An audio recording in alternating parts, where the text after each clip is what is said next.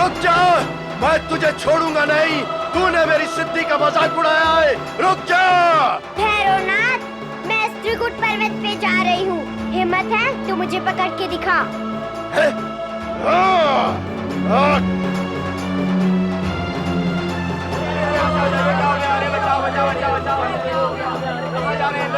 अरे अरे, कोई तो उस नन्ही कन्या को बचाओ।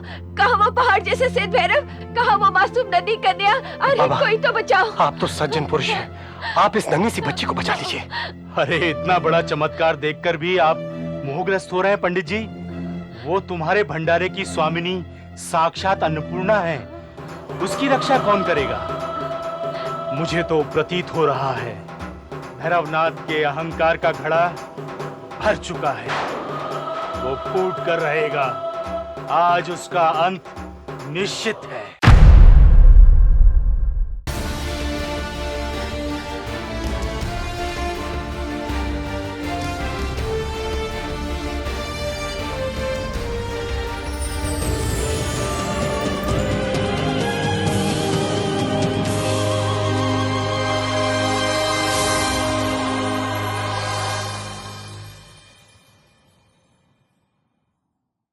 आप करते क्या हैं जनाब? लोगों की सेवा करता हूँ। वहाँ नागदंडी के आश्रम में स्वामी विवेकानंद के उसूलों को जीवन अर्पण किया है। वाह वाह वाह जनाब, फिर तो आप भी कश्मीरी हैं। मैं अब्दुल खालिक हूँ, डल लेक में हाउस बोट है मेरे।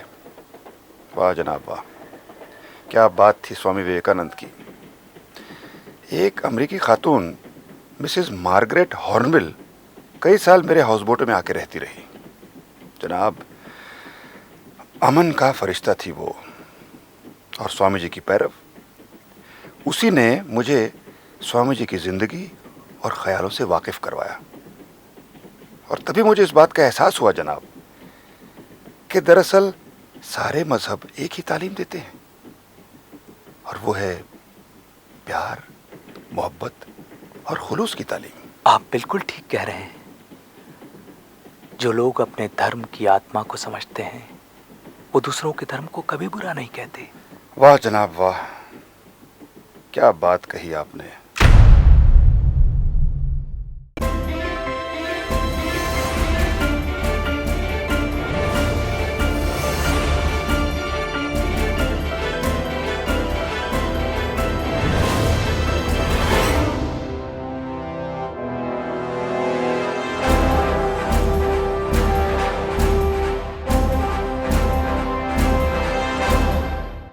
जिस जीव का जिस विधि से अंत होना निश्चित है, उसी विधि से उसका अंत होता है।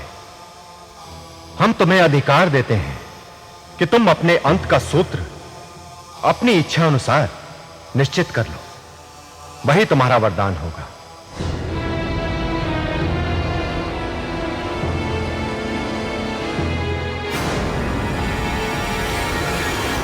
यदि ऐसा ही है तो हे वेद गर्भ ब्रह्मा जी, ब्रह्मांड में कोई भी स्थित शक्ति अर्थात देव, दनुज, मनुज, नाग, यक्ष, गंधर्व, किन्नर, लोकपाल, दिक्पाल आदि किसी के भी द्वारा मेरा मरण ना हो। यदि विधि का विधान, सृष्टि का नियम मरण ही है, तो हे पितामह, मेरा मरण किसी ऐसी स्त्री के हाथों हो जो मुझे युद्ध में पराजित कर मेरे प्राण हरण कर सके।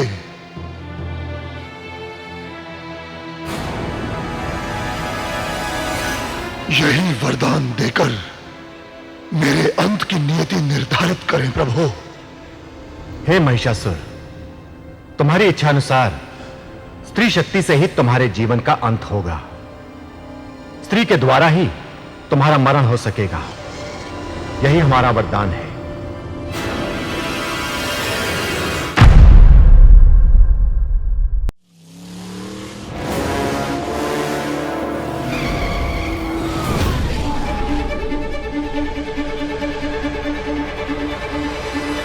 तो मुझे उसका भी इंतजार नहीं है। इतने निराश मत होइए भाई साहब। नहीं नहीं, मैं जानता हूँ वो नहीं आएगी। वो आएगी, वो जरूर आएगी। आप ऐसा क्यों कहते हैं कि वो नहीं आएगी? मैं उसका बाप हूं।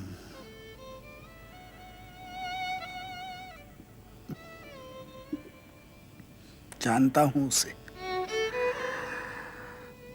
आप तो ये भी नहीं जानते कि मैंने उसके साथ क्या किया है।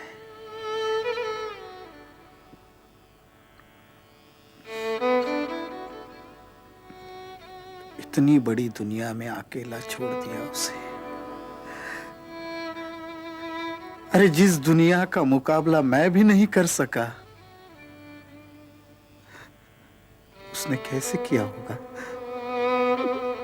भगवान तो सबका है, आपका भी, आपकी बेटी का भी। आप भगवान पर अटल विश्वास रखते हैं? बिना उस आधार के कैसे जिया जा सकता है?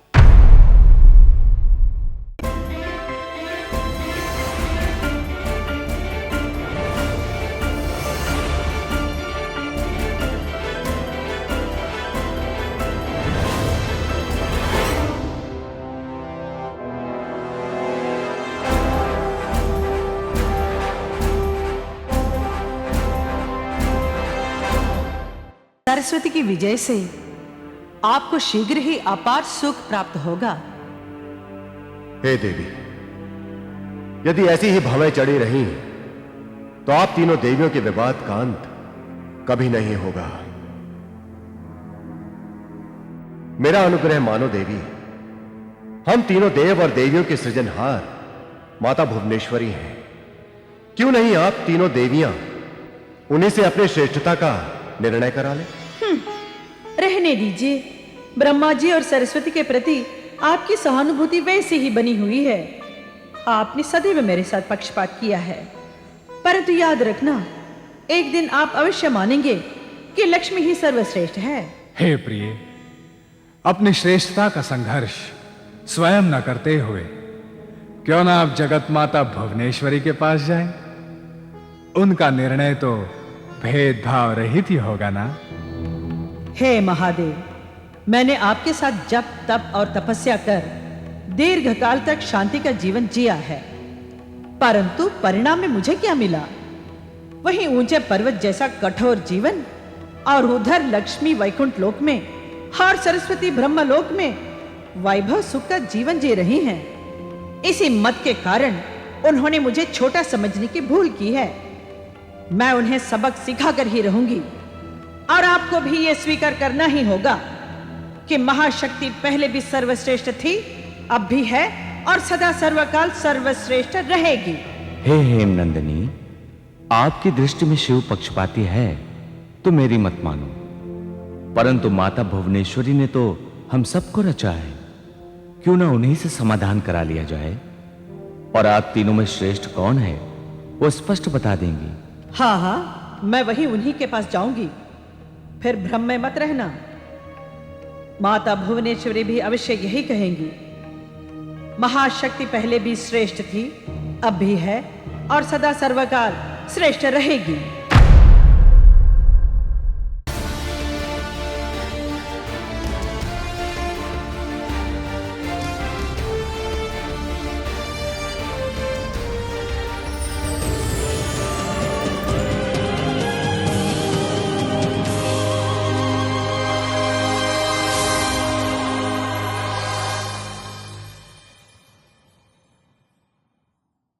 अपने पुत्र के अंतिम संस्कार के लिए तुम्हें एक वराह का कर और साथ में एक अंश चावल और एक वस्त्र देना होगा, तब जाके ये अंतिम संस्कार पूर्ण होगा।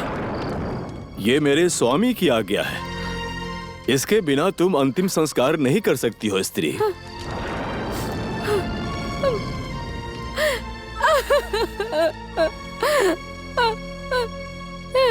हे भगवान, मेरे पास तो एक कौड़ी भी नहीं है। महात्मा, दया कीजिए महात्मा।